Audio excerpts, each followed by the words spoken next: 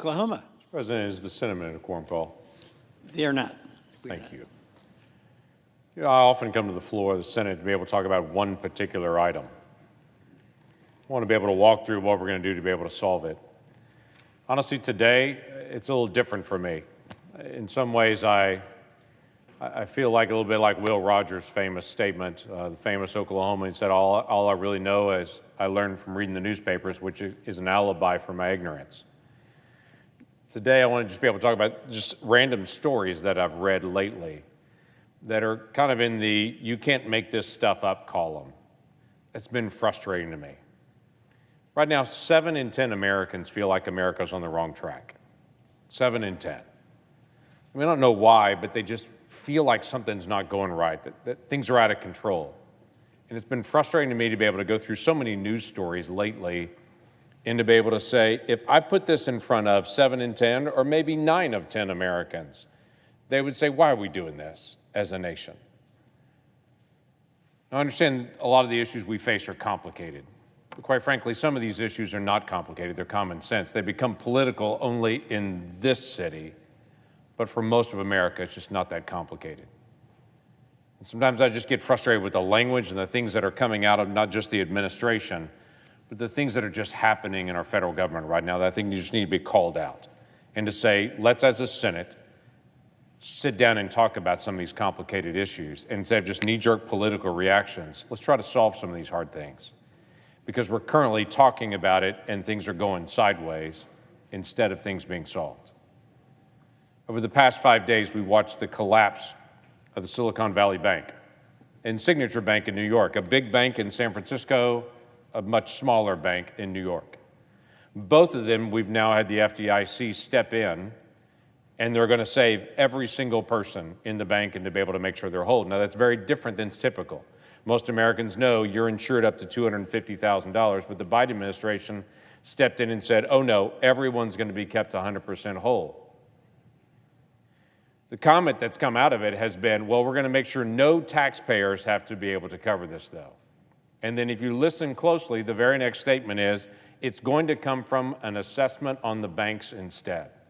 Now, let me tell you what that means. One of the wealthiest banks in America that is mostly millionaires that actually bank there. In fact, to show that, 90% of the depositors in Silicon Valley Bank, their deposits exceed $250,000. Okay, 90%. That's not normal for a bank. In that bank in San Francisco, all of their depositors are going to be bailed out. And the way that they're going to be bailed out is they're going to put a special, what they're calling an assessment on banks across the country. So let me tell you what's happening in the next few months. Banks in Oklahoma, in rural towns, are about to pay a special fee to be able to bail out millionaires in San Francisco. Now, what Oklahoma banks and bankers had to do with that bank failure in San Francisco, I have no idea. But the comments being made over and over again, no taxpayer is going to be affected by this. I'm sure my bankers would be glad to know that they don't pay taxes anymore, apparently. And I'm sure every person that banks there will be interested to know when their bank fees go up and when their interest rates go down to be able to cover what happened in San Francisco. Now listen, I don't want to see a contagion of banks either, but let's be honest. What's really happening is a backdoor tax increase on every single American's, just not using the IRS to do it, it's using community banks to do it all over the country. To charge them a quick higher fee, which they know will mean a higher fee to the people that are members of their banks. And that's how it's going to get covered. Rather than the typical way this would get covered by actually taking that bank, actually doing an auction, auctioning it off to other banks to be able to take it in. I look at that and say, you can't make this stuff up in some ways. To be able to say, no taxpayer is going to be affected, but quietly, taxpayers across the country are going to be affected by this. I was surprised when I saw the president's budget come out, when he said this is a new budget and a new way to be able to reduce deficits. When the budget proposal he has is $6.8 trillion. That's That's the spending number, $6.8 trillion. To put this in perspective, in just 2019, 4 years ago, total spending for the federal government was $4.4 trillion. That's the last year before COVID, $4.4 trillion. Now, post-COVID, the president's budget is $6.8 trillion in new spending. I visited with some folks on immigration lately, and it was interesting. In January, the numbers went down a little bit for illegal crossings in January, and so the Department of Homeland Security immediately put out, numbers are down. Even before the month was even done, the numbers came out that the numbers were down in January. Now it's the middle of March, and we can't seem to get the numbers for February because the best guesstimates that we have is that they've skyrocketed back up again. So DHS is no longer talking about it. They have released a new proposal, though, to be able to expedite individuals on asylum to be able to get to an asylum hearing, which is a good thing, by the way. But their current structure and proposal, they'll do about 500 people a month through this new asylum process and procedures, when we actually have 5,000 people a day illegally crossing. So their new proposed answer is how to expedite hearings for 500 people a month when the problem is 5,000 people a day. In addition to that, the Biden administration just released out a new set of rules on what will constitute, as they say, violent crimes. These are individuals that are illegally present in the country that are due to be deported. They're trying to redefine what violent crimes mean and who is eligible for deportation in the country. And part of what they're redefining is who are sex offenders and how would you define a sex offender and who would be guilty of that. Can I just tell you, I won't find very many Americans that would say we only want part of the illegal sex offenders in the country. Yet the Biden administration is quickly trying to redefine what equals a sex offender and who actually has to be deported from that group.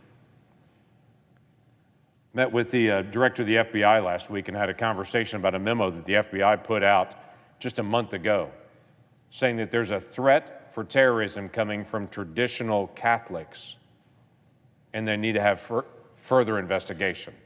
Now, to their credit, the FBI pulled that back quickly after they released it, after the director saw it, and the director unequivocally distanced himself from it.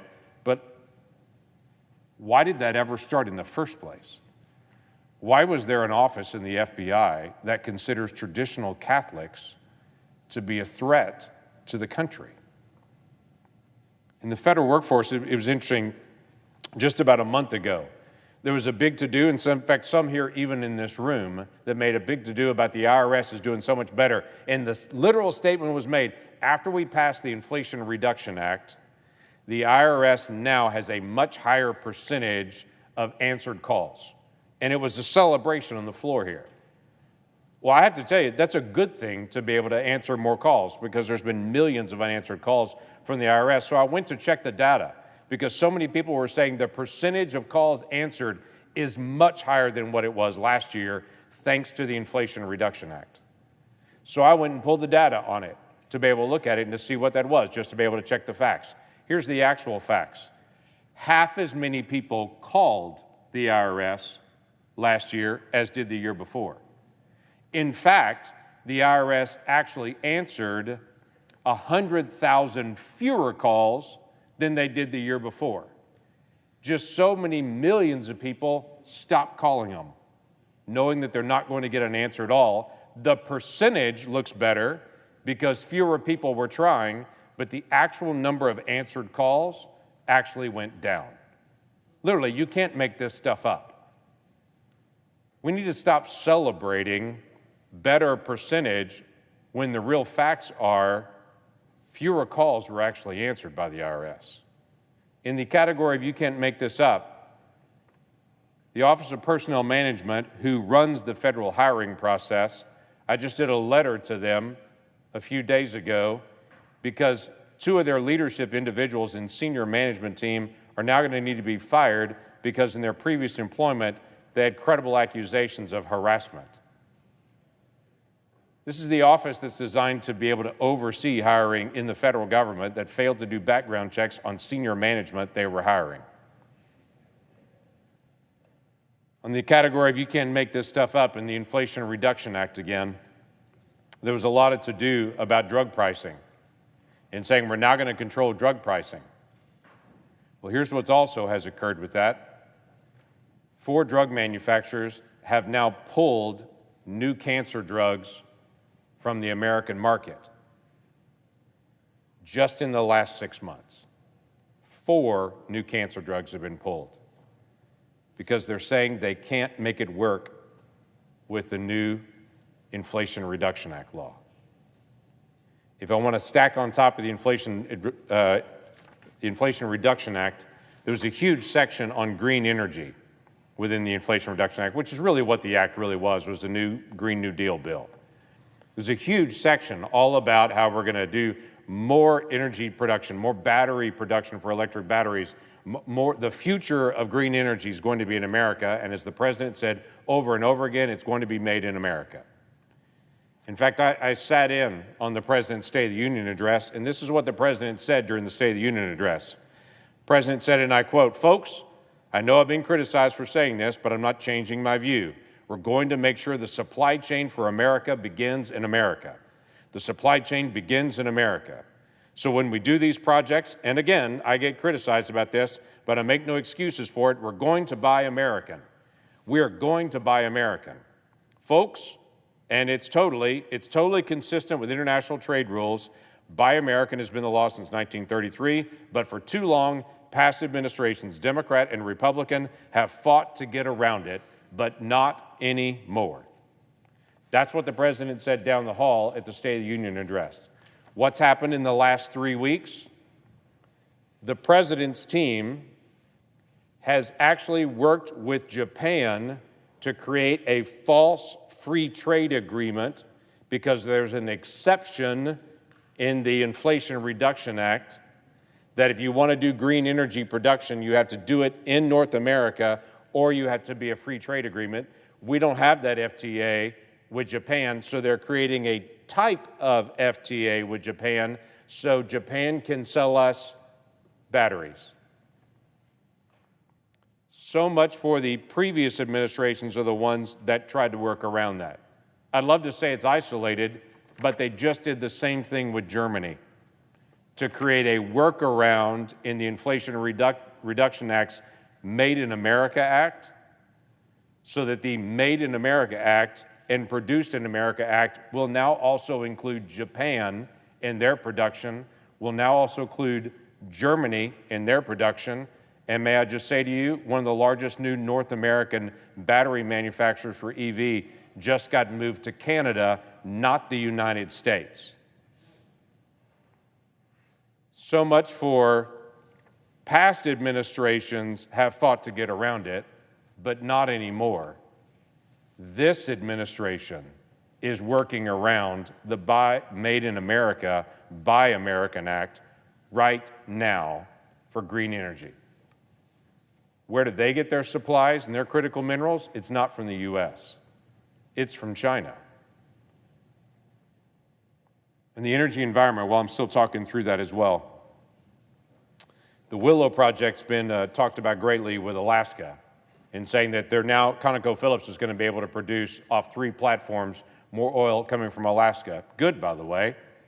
We have a steady supply of oil that can come for a very long time from Alaska, and it's been blocked off over and over and over again when the law states that property is set aside for energy production. But in the process, the Biden administration not only allowed 3 platforms to start producing oil, but then they blocked off 3 million new acres from production. 3 million. I was recently in the United Arab Emirates for a set of meetings in the Middle East, dealing with the Abraham Accords. And it was interesting when I'm traveling around that absolutely beautiful country and to see the wealth that's there. I couldn't help but think, this is what Alaska would look like if the federal government would actually allow energy production there, like there's energy production in the UAE. But our nation won't allow that. Instead, we're still buying from other nations rather than allowing full production in our own. You can't make this stuff up. If you talk to a developer right now, they will tell you it's very hard to develop new neighborhoods and new locations because they can't get transformers. Those little boxes that sit on the edges of neighborhoods, some of those are the transformers that are up high. Those transformers have a 99.55% efficiency. 99.55% efficiency. I wish I had that layer of efficiency. But the Biden administration just put out new rules for those transformers that are very hard to get right now because they're backordered, to add a 0.1% new energy efficiency requirement on them. Remember, they're already 99.55% efficient. They want them to be 99.65% efficient. So they're moving at just that little decimal right there. To do that, it's going to slow down production again of the transformers, could be up to 16 months slower, and it will increase the cost by hundreds of millions of dollars. So when your electricity bill goes up and they're not able to continue building an expansion, that is not the fault of your electric company, that's the fault of your federal government right now, so they can brag about increasing production by 0.1% in something that's already 99.55% efficient. Put this on top of the Biden administration's new exploration to be able to cut off gas stoves, which they initially announced from 2 different agencies they're going to try to end gas stoves in America, and then quickly pulled that back and only said, oh no, we're just going to study gas stoves in America, and we're going to look at trying to be able to shut those off in the future, but we're not going to do that right now leading up to the election. Because there's millions and millions of people that use gas stoves, which, by the way, have been studied for years across the country. This is not an issue about particulates in the House. This is an issue about an administration that doesn't care about the cost to the consumer as long as they can say they got their way. It's the same exact issue on the EPA's heavy-duty electric vehicle emissions rule. That rule is rightly being addressed by my colleague from Nebraska, who's going after a very simple thing that the EPA is trying to be able to do in this Biden administration that will raise the cost of trucks up to $8,000 per vehicle. Listen, there's a lot of long-haul folks that cannot afford $8,000 per vehicle just to be able to do a new Biden administration policy. Listen, I put all these things together because as I read the news and as I go through the different things that I go through on a daily basis and be able to read through things, at some point I look at it and I think, who says this makes sense? Where are these things coming from? And if I pull any one of these out and put them in front of the vast majority of people in Oklahoma and say, is this the direction the country needs to go? They would say no. This Senate needs to talk about the direction the nation's going. We need to put controls around it, around agencies, that they just can't make up the rules based on their own preferences. This is not just an issue for our consumers. This body had a wake-up call this weekend when we watched China broker a deal between Saudi Arabia and Iran, and the United States State Department was not at the table because our foreign policy is collapsing around the world. That is a threat to American national security, and it's not just an absence of American policy making a difference. It's an absence of our American values. When China's values are on the move worldwide, that is not a safer world that we're living in.